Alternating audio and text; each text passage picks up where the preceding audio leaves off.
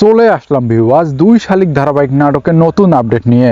দেবাকে ছাড়াতে গিয়ে গৌরব জানতে পারে তার বাবা প্রিয়রঞ্জন দেবার নামে মিথ্যা মামলা দিয়ে দেবাকে পুলিশ দিয়ে অ্যারেস্ট করিয়েছে। তারপর গৌরব ওখান থেকে সোজা বাড়িতে গিয়ে তার বাবার মুখোমুখি হলো।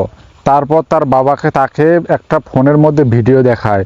ভিডিওতে দেখা যায় ঝিলিক তাদের লোকজন নিয়ে দেবাকে ছাড়াতে গেছে থানায়, কিন্তু ওটা প্রিয়রঞ্জন আর গৌরব বুঝতে পারে না ওটা ঝিলিক নয়, ওটা আখি। তারপর ঝিলিক বাড়িতে ফিরলে তাকে আজে বাজে কথা বলতে থাকে গৌরব, আর বলে তুমি যদি চাও তুমি আমার কাছ থেকে চলে যেতে পারো। ঝিলিক বুঝতে পেরেছে গৌরব আখিকে থানায় দেখে আমার সাথে এমনটা করছে। এরপর ঝিলিক সিদ্ধান্ত নেয় আখির মুখোমুখি করবে গৌরবকে, তা না হলে গৌরবের ভুলটা বোঝানো যাবে না। তারপর ঝিলিক গৌরবকে বলে আজকে আমি আপনাকে এমন একটা জিনিস দেখাবো, এটা দেখে আপনি চমকে উঠবেন আর আপনি আমার সব ভুল বুঝতে পারবেন। এই বলে গৌরবের হাত ধরে টানতে টানতে নিয়ে যায়, বসতেতে গিয়ে আখির মুখোমুখি করায়। এটা দেখে গৌরব চমকে যায়।